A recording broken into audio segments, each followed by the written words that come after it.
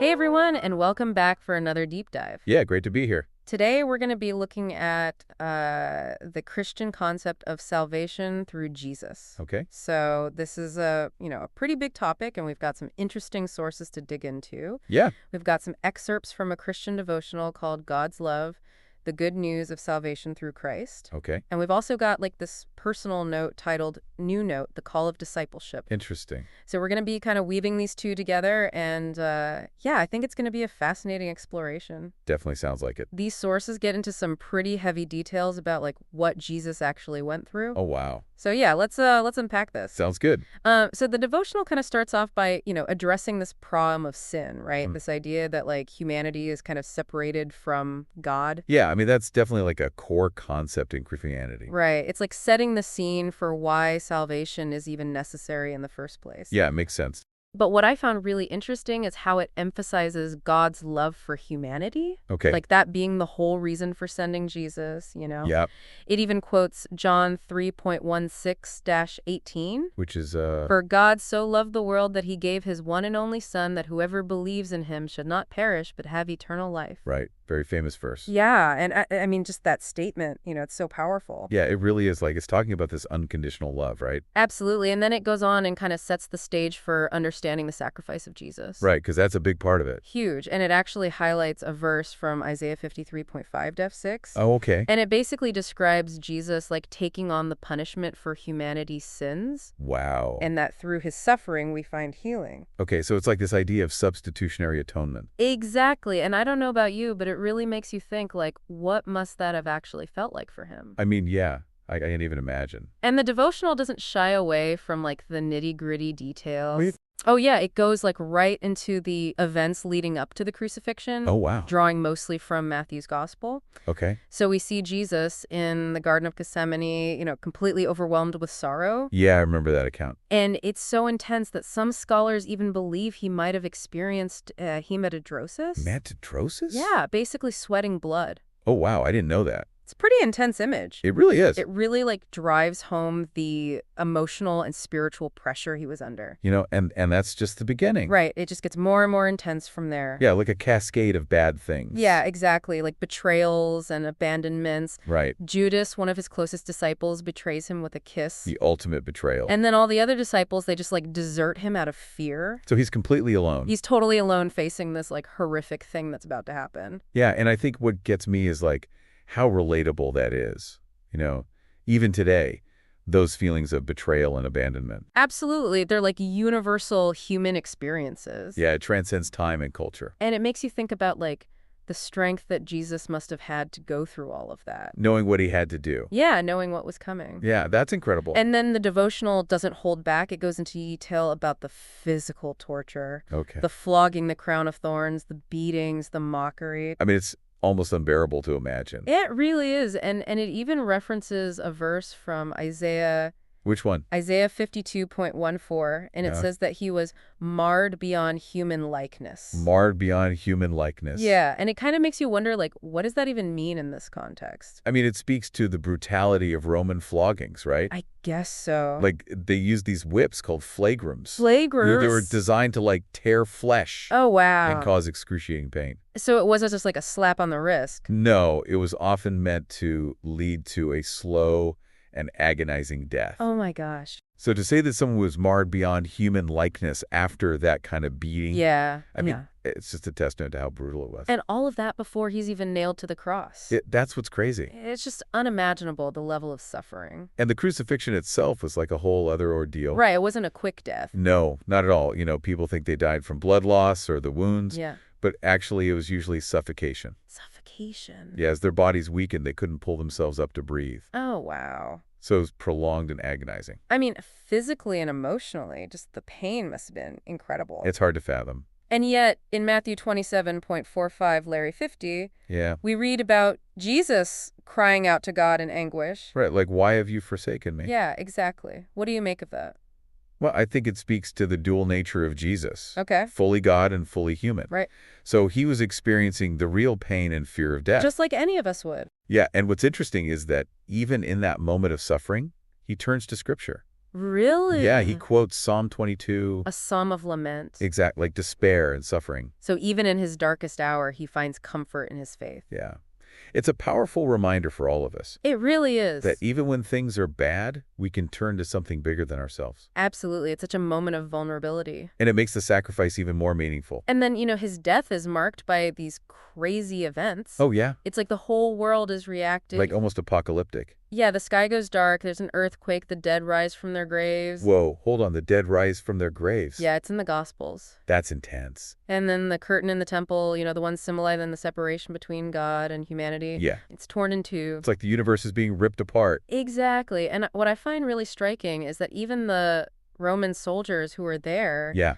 they're moved by this. Really? The devotional points out that they acknowledge Jesus as the Son of God.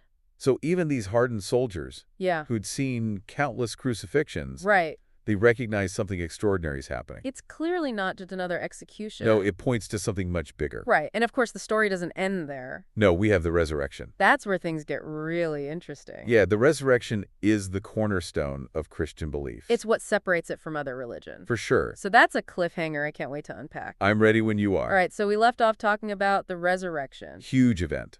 the cornerstone of Christian belief. Absolutely. It's what takes the story from a tragic death, Yeah. to a message of hope. A message of triumph. Exactly. And the devotional really leans into this. Okay. It talks about Matthew 28.1-10, the scene at the tomb, Okay. the angel, the earthquake, Oh, yeah. the empty tomb. It's almost like a detective story, right? Yeah. The disciples are putting the clues together, realizing he's not there. It is. Yeah, like what must that moment have felt like, though? I know, right? The shock, the disbelief, And then, and then that hope starting to build. yeah, the source actually touches on that a little bit. It does. It talks about their reactions, Oh, really? fear, confusion, and then that surge of joy. As it dawns on them. Yeah, like this wasn't just a physical resurrection. Right. It was victory over death itself. And that's where it gets really powerful. Totally. It goes way beyond a single event. Right. It's this symbol of transformation, new beginnings. For all of us. Yeah, exactly. And the devotional quotes Romans 6.1-7, Okay. which talks about how just as Jesus was raised from the dead, Yeah. we can also experience a spiritual resurrection. So it's like we can apply this concept to our own lives. Exactly. It's about being freed from sin and death. Wow, that's powerful. It is. Yeah, it's like shedding an old skin. Stepping into a new life. That's a good way to put it. So it's not just believing in the historical event. Right, it's deeper than that. It's about what it means for us. Yeah, how we can resurrect ourselves. From our own struggles. Our all limitations. And the devotional brings up baptism Oh, right. as like this symbolic death and rebirth. Powerful imagery. It really is, and it speaks to that human desire for change. Yeah, we all want to renew ourselves sometimes. We go through periods where we feel stuck. Weighed down. And this idea of spiritual resurrection, It gives us a way forward. the way to break free. Embrace something new. And that's what makes this story so compelling, right? It's Yeah. not just a historical account. No, it's a call to action. It's like it's asking us what needs to die within us so we can be truly reborn. Wow. And you know what else I appreciate about the devotional? What's that? It doesn't just focus on the individual. Right. It also emphasizes community. Okay. How Jesus' sacrifice ultimately heals the brokenness. Between humanity and God. Exactly. It even mentions 1 Peter 2.21-24. By his wounds you have been healed. Yeah, that one. So it's not just personal healing. Right. It's also about reconciliation. With God. With each other. It's this powerful message of unity. And forgiveness. Yeah, it's about recognizing our shared humanity. So it's not just about me getting into heaven. Yeah. It's about building a better world. A more just world. A more compassionate world. Exactly. And then Romans 5.6-10. Yeah, what about it? It really highlights God's love, In what way? It says Jesus died for us while we were still sinners. Wow, so it wasn't conditional. No, like we didn't have to be good enough. It was pure grace. Pure grace. And that really challenges how we normally think about love. We usually think you have to earn it. You have to be worthy. But this is totally different. It's freely given. No matter our flaws. It's transformative. And that's how we're justified. Saved from God's wrath. According to Christian theology. Okay, so that brings up an important question. What's that? What does that actually mean to be saved? Good question. And how does that play out in our lives? I mean, people have been debating that for centuries. Yeah. But I think the devotion gives us some clues. How so? By focusing on the transformative power of Jesus' sacrifice. Okay. It's not just about escaping punishment. Right. It's about becoming more loving, more compassionate, more forgiving. Towards ourselves and others. Exactly. It's about embodying those qualities we see in Jesus. So it's not just a passive belief system. It's active. It's a call to action. Yeah, to live out those values in our everyday lives. And that's where the note on discipleship comes in. Right. It's a reminder that we're not alone in this. We need each other. We need that support. Encouragement, accountability. The note talks about the importance of community. Walk alongside others. Who are also trying to live out their faith. It's about creating a space to learn. To challenge each other. Yeah, and to support each other through the tough times. That's a beautiful idea. It is. A community bound by love. And a shared purpose. But how do we actually do that? Live out this call to discipleship? I mean... Yeah, like in today's world... That's a great question. It is a big one. And I think we'll find some answers as we look at the closing questions from the devotional. Okay, yeah, let's do that because this conversation is already making me think. Me too. And I'm really curious to see how the source material wraps everything up. It's amazing how much deeper this idea of salvation gets, you know? Yeah, the more you explore it, the more there is to discover. And the devotional ends with these thought-provoking questions. Oh, really? It asks, given the problem of sin, why is all of this good news? That's a good one. It really makes you think about the bigger picture, right? Yeah, if we're all kind of messed up, you know? Yeah, separated from God. Then the idea of Jesus bridging that gap, It becomes pretty amazing. it's a game changer. A path to healing forgiveness. A restored relationship with God. Exactly. It's like this message of radical hope. It's like a lifeline Yeah, for sure. for anyone who feels lost. And I like how the devotional frames it in terms of love. Oh, yeah. It's not about earning our way, you know? Right, it's not about being good enough. It's about accepting God's grace. It's a free gift. And then the second question it asks, Okay. what response to the cross of Christ we honor all that he has done? So it's getting personal. Yeah, it's like, okay, what do we do with this information? How do we actually live it out? And the devotional suggests surrender. Surrender. Yeah, like letting go of our ego, our pride, our selfish desires. To embrace humility, service, love. It's about being more like Jesus. Easier said than done, though, right? Yeah, I mean, living that out in today's world.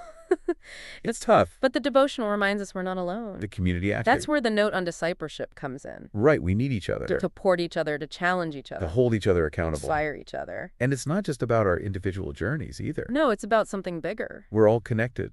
We're all part of something much larger than ourselves. And I think that's what keeps this story so relevant. Totally, even thousands of years later. It's not just about personal salvation. Right, it's about creating a better world. Where love and compassion and justice win. So as we wrap up this deep dive, I'm left thinking about this. Yeah.